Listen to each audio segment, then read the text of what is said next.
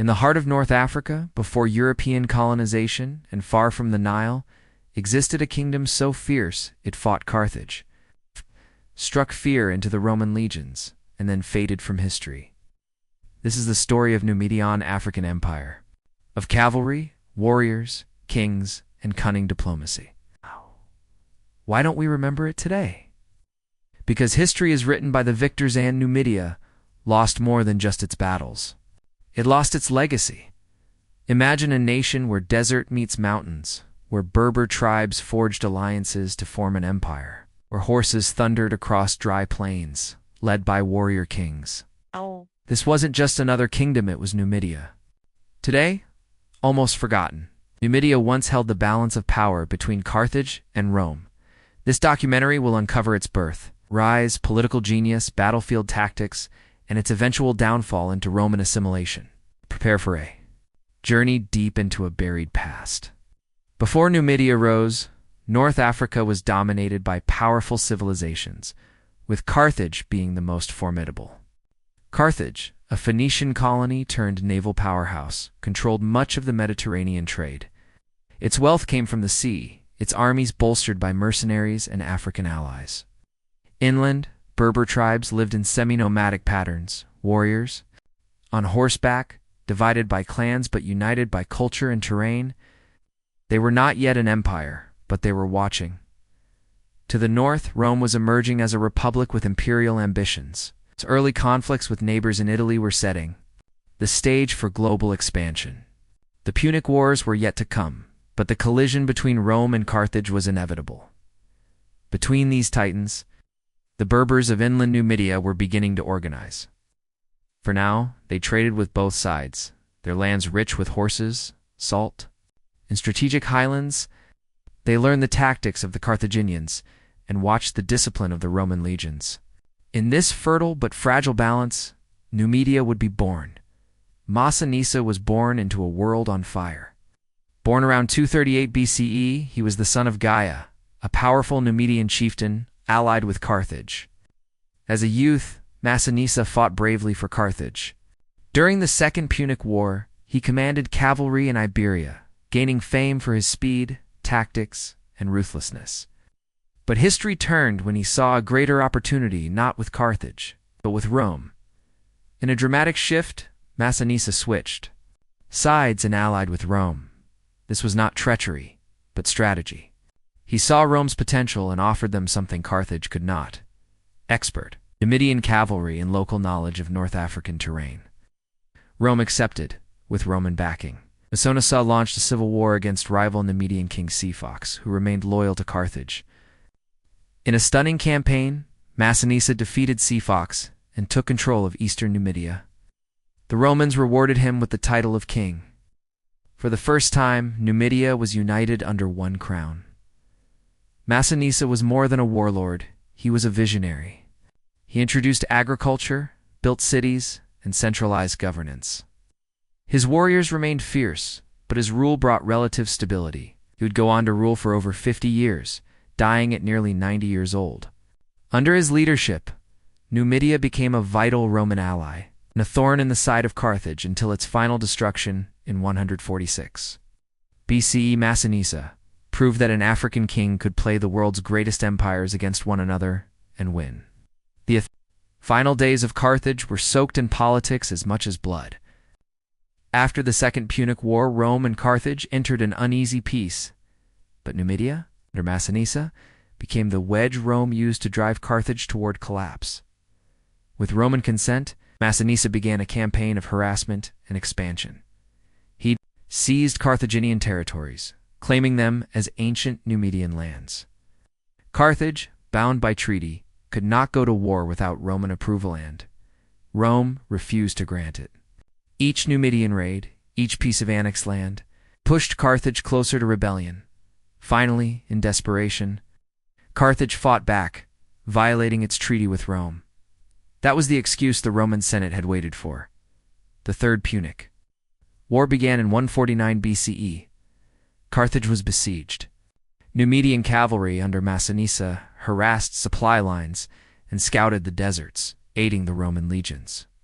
The once proud Punic Empire crumbled under the combined pressure. In 146 BCE, Carthage was destroyed, its buildings burned, its people sold into slavery. Massinissa did not live to see Carthage's fall. He died the same year, but his legacy was clear. He had helped Rome erase its oldest rival, yet in doing so, he also ensured Numidia's fate as a junior partner in the Roman world. It was a bitter victory after Massinissa's death. His kingdom passed to his son Micipsa, who ruled wisely but struggled to maintain unity. When Micipsa died, he left Numidia to his two sons, Odharibal and Heimsal, and his adopted nephew Jugurtha. It was a fatal mistake. Jugurtha, ambitious and cunning, wanted more than a share. He wanted the throne.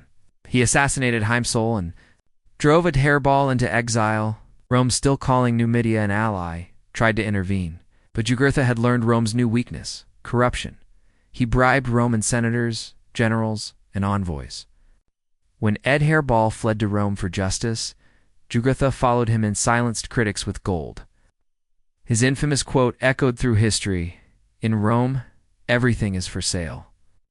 Eventually, even Rome could not ignore the outrage. Jugurtha's siege and brutal execution of Odharibal shocked Roman citizens. The Jugurthine War began in 112 BCE. It would last 7 years. Jugurtha, trained in Roman warfare, was no easy target. He used guerrilla tactics, exploited desert terrain, and outmaneuvered generals. Rome sent army after army and failed. Finally, in 105 BCE, Jugurtha was betrayed by his own allies and captured. He was paraded in chains in a Roman triumph and executed in a dungeon. But his defiance exposed Rome's corruption, its hypocrisy, and its vulnerability. He was the last Numidian to truly challenge Rome on his own terms. With Jugurtha's fall, Numidia's independence began to erode. Rome no longer saw Numidia as a proud ally, it saw it as a useful possession. The kings that followed Jugurtha ruled under Roman supervision. They were client kings, their power allowed only by Roman favor. By the 1st century BCE, Rome was locked in its own civil wars. Julius Caesar, Pompey, and others used Numidian territory as a pawn in their greater games. Numidia's once powerful cavalry served whichever Roman general paid best. In 46 BCE, after defeating Pompey, Caesar abolished the Numidian monarchy altogether. Numidia became a Roman province. Its cities were Romanized, its language Latinized, and its warriors absorbed into the legions. The once feared Berber cavalry became auxiliaries of the empire. Numidia, as a sovereign entity, was gone. Yet the spirit of Numidia lived on. The Berber people endured. They resisted quietly, preserved their identity, and centuries later would rise again in different forms. Under Islamic and African banners, Numidia may have fallen as a kingdom, but its legacy refused to vanish. Its military innovations, especially its cavalry tactics, were adopted and refined by the Romans. The concept of light, fast-moving horsemen that could harass and outmaneuver enemies became a core part of Roman strategy, thanks to Numidian influence. The Berbers, Numidia's descendants, remained a resilient people. Over centuries, they became traders, warriors, and mystics across North Africa. With the spread of Islam in the 7th century, Berber dynasties like the Almoravids and Almohads rose, carrying with them echoes of Numidian defiance and independence. These Berber-led empires would even reach into Spain, shaping the Islamic Golden Age in Al-Andalus. Even today, the name Numidia survives in historical texts, archaeological digs, and the identities of the indigenous Amazigh Berber people. Their language, Tamazight, still thrives. Their culture persists in Algeria, Tunisia, Libya, and Morocco. The memory of a horse-riding kingdom lives on in oral histories, folk songs, and desert myths. Numidia was more than an empire, it was a spirit of unity among tribes, of resistance against larger powers, and of forging identity in the harshest landscapes. History may have tried to erase it, but it remains etched in the stones of ancient cities, and in the hearts of a people who never forgot. They were melting pots of Punic, Berber, and Roman cultures. Kurta, Numidia's capital, featured aqueducts, temples, theaters, and royal archives. After Roman conquest, many of these cities were restructured, but their Berber foundations remained buried beneath. Temples dedicated to local deities such as Ammon and Tanit stood alongside Roman statues. Markets bustled with traders from the Sahara, the Mediterranean, and sub-Saharan Africa. Numidian craftsmen produced pottery, jewelry, and leatherwork that rivaled their Mediterranean counterparts. But with time, many of these cities were abandoned, swallowed by the sands, or dismantled, stone by stone. Their libraries vanished, their art was looted.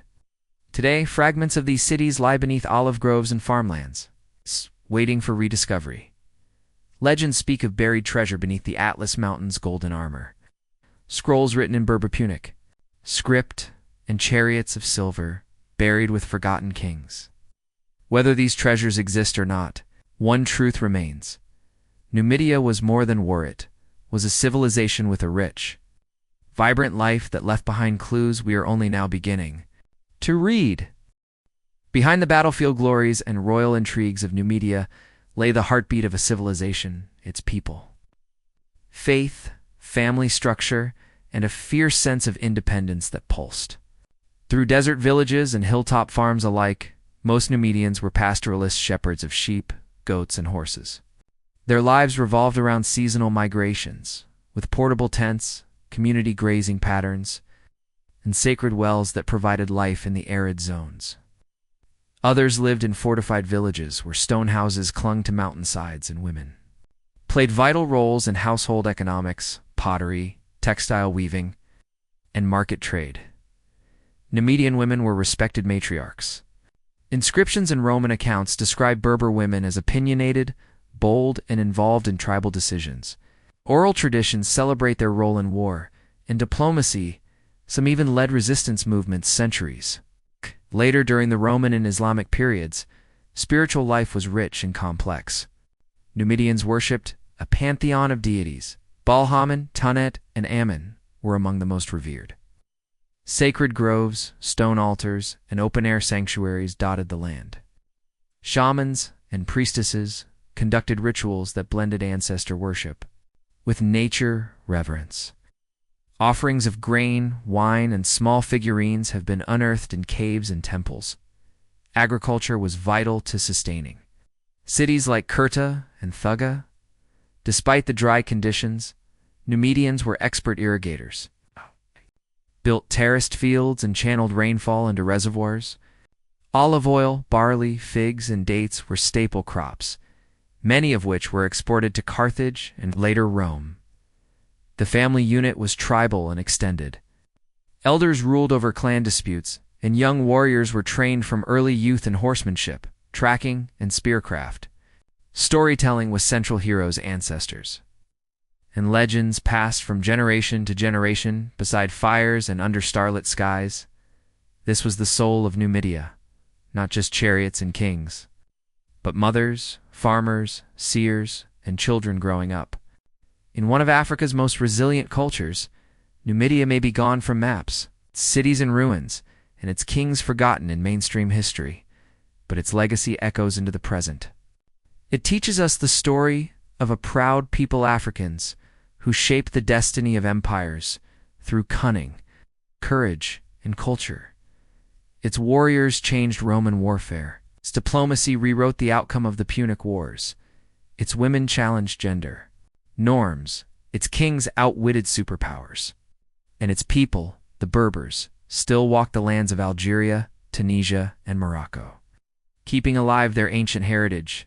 In a world where African history is too often buried or erased, Numidia rises again, not as a kingdom of borders, but as a symbol of unity among tribes, a symbol of resistance against conquest, a symbol of wisdom, pride, and forgotten power.